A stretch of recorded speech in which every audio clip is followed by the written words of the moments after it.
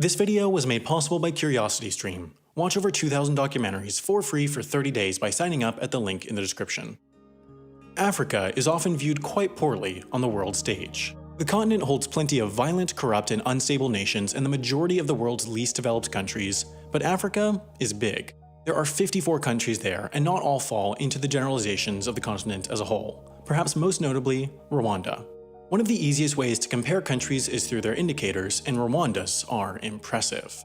For every 100,000 residents, Rwanda has, on average, only 2.5 murders per year. As a point of comparison, that's lower than India's 3.2 or the United States' 5.4. It's even more impressive when looking at the kind of neighborhood Rwanda is in. Uganda has 11.5, Tanzania has 7, Burundi has 6, and the Democratic Republic of the Congo has 13.6 murders per 100,000. In addition, Rwanda is ranked as the 48th least corrupt country in the world. That's not perfect, but on the continent, only Botswana, a far richer country, ranks higher.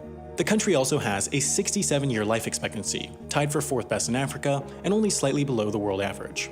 That 67-year number is believable, but what's truly unbelievable is that 25 years ago, the average Rwandan had a life expectancy of 28 years. 25 years ago, Rwanda was in the midst of one of the most horrific genocides in history. In only 100 days, 800,000 Rwandans were murdered in the midst of this ethnic conflict. The group primarily targeted, the Tutsi, saw the loss of about 75% of its population. With time, though, the country emerged from the other end, peace prevailed, and its indicators began their steady climb upwards to where they are today. It is now the 15th fastest growing economy in the world, as its government has set out a clearly defined mission. They want to become the Singapore of Africa. To understand what this means, though, you have to understand what Singapore is. It's easy to forget that East Asia was not the highly developed, economically powerful place it is today 100 years ago. Many refer to the 1800s as Britain's century, the 1900s as America's century, and the 2000s as Asia's century. It's thought that we are currently in the century where Asia will prevail, and one of the countries driving that is Singapore. Singapore sits at the top of all the indicators, not just for Asia, but the world. It's the 8th safest, 3rd richest, 3rd least corrupt, 3rd longest living country in the world. 60 years ago, in the 1960s, Singapore's economy had a size of about $700 million. Today, that number is $320 billion. In the last 10 years alone, its GDP has doubled. It went from a definitively 3rd world country to a definitively 1st world country in less than a lifetime. The country is intensely focused on being the business hub for Asia. Of the world's 20 largest companies, 15 have operations in Singapore.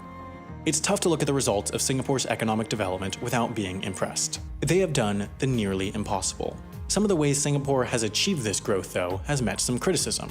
The way Singapore is run politically has been described as paternalistic. It's not quite authoritarian, but some freedoms are lacking. One of the few indicators that Singapore does not rank at the top of is the Democracy Index. It scores a 6.4 out of 10, which ranks it at 66th in the world and categorizes it as a flawed democracy. The elements of this paternalism range from small things like the country's ban on chewing gum for cleanliness purposes to big things like the limitations on freedom of speech, assembly, and the press. To this, proponents would say, look at the results. The country has succeeded economically based off the trade that seemingly more and more countries are embracing. Liberty for prosperity. Rwanda has been paying attention. Paul Kagame, its president, declared that mission to turn the country into the Singapore of Africa. And in many ways, it's already well on its way.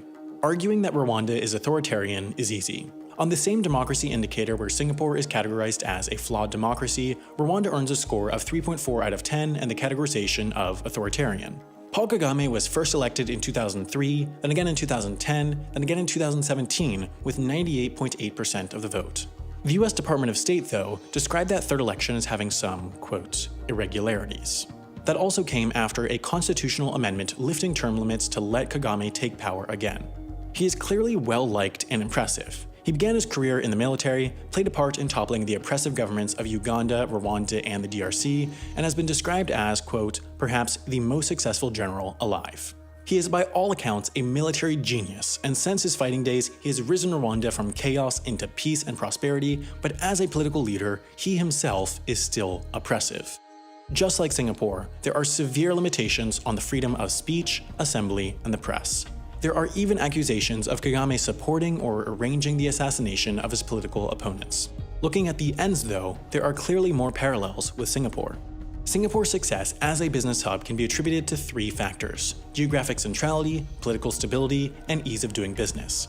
As part of Kagame's mission, Rwanda is working to improve these same three factors. For the first factor, Singapore sits as a central point in the world. Within an 8-hour flight, one can get to the major business hubs of the Middle East and the UAE and Qatar, all of India, all of East Asia's major business hubs, and all of Australia.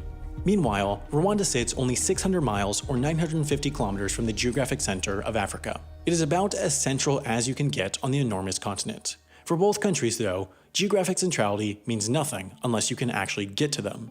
One of Singapore's largest companies is Singapore Airlines, often considered one of the best, if not the best, airline in the world. Thanks to this airline, one can get from Singapore to 5 different continents in a matter of hours.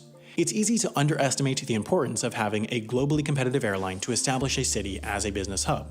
It's safe to say that other business hubs, such as Dubai and Doha, would not be as influential as they are today without their airlines. Rwanda has clearly noticed this. Their national airline, Rwandair, which is government-owned, has grown from a tiny operation with a few regional jets to a significant intercontinental airline operating brand new planes.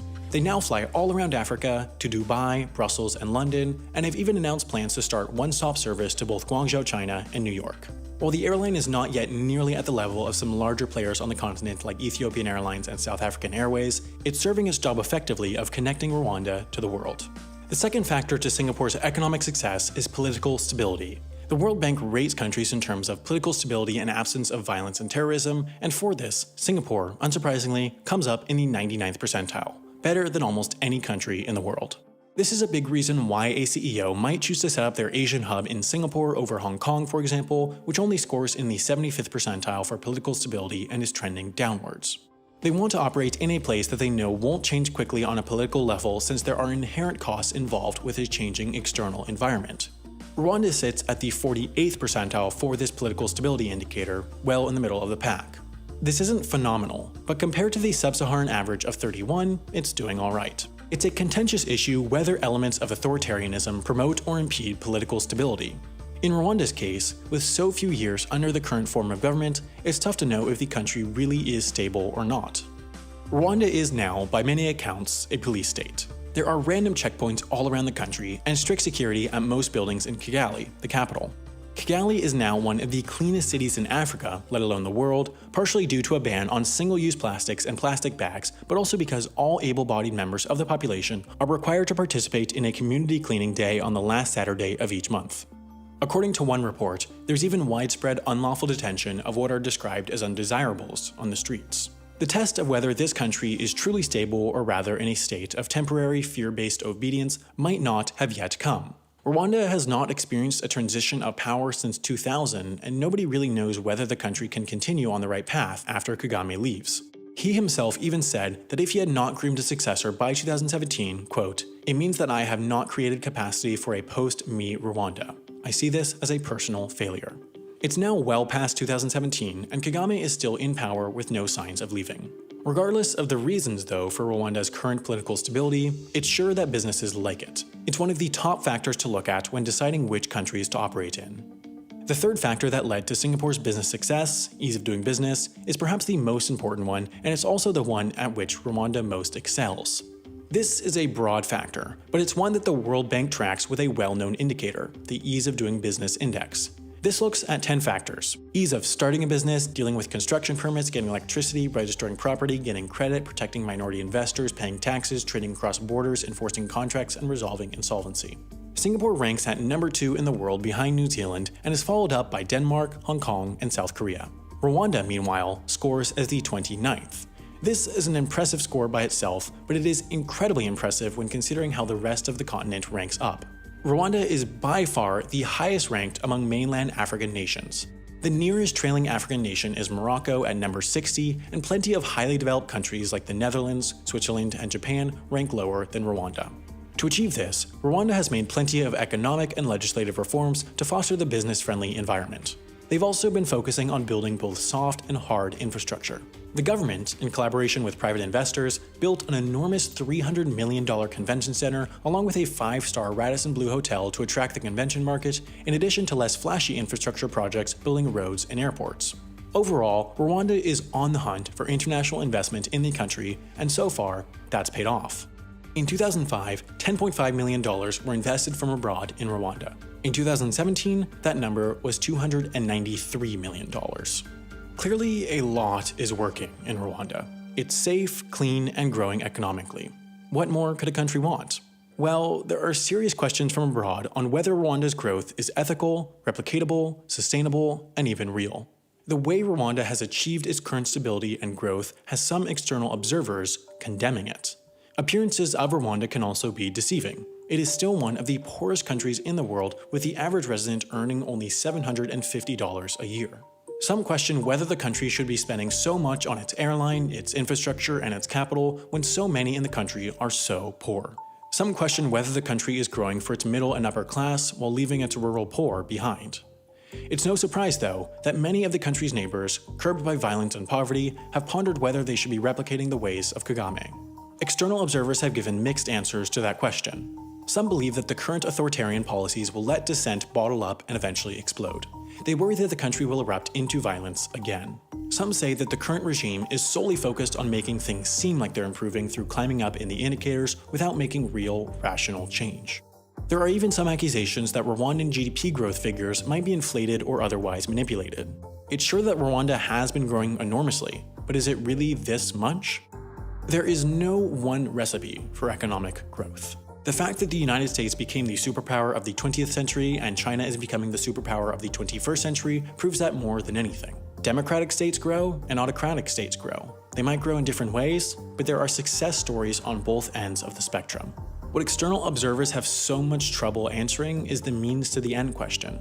Should Rwanda's growth be lauded given how it is achieved? Can you tolerate some bad in exchange for much good? In the end, Rwanda is the country of Rwandans, and they are the only ones that matter with these questions. If Rwanda is truly working for all Rwandans, then Rwanda is working. There are a lot of ifs, but if Rwandan growth is sustainable, and if Rwandan politics are stable, and if Rwanda's investments pay off, and if businesses pay attention to Rwanda, there's a very good chance that the country is well on its way to becoming the Singapore of Africa. If you're interested in learning more about Singapore, there's a fascinating documentary on CuriosityStream about how the country is dealing with the problem of having a huge, growing, and aging population in its tiny borders. It's a great watch and one of more than 2,000 documentaries that you can watch on CuriosityStream. With them, you can watch these docs on almost every platform: Roku, Android, iOS, Chromecast, Apple TV, desktop, and plenty more. If you like Wendover Productions, you're almost certain to be a lover of documentaries. Unlimited access is a reasonable $2.99 per month, but what's best is that you can get started watching on CuriosityStream for free for 30 days by signing up at curiositystream.com/Wendover and using the code Wendover at checkout.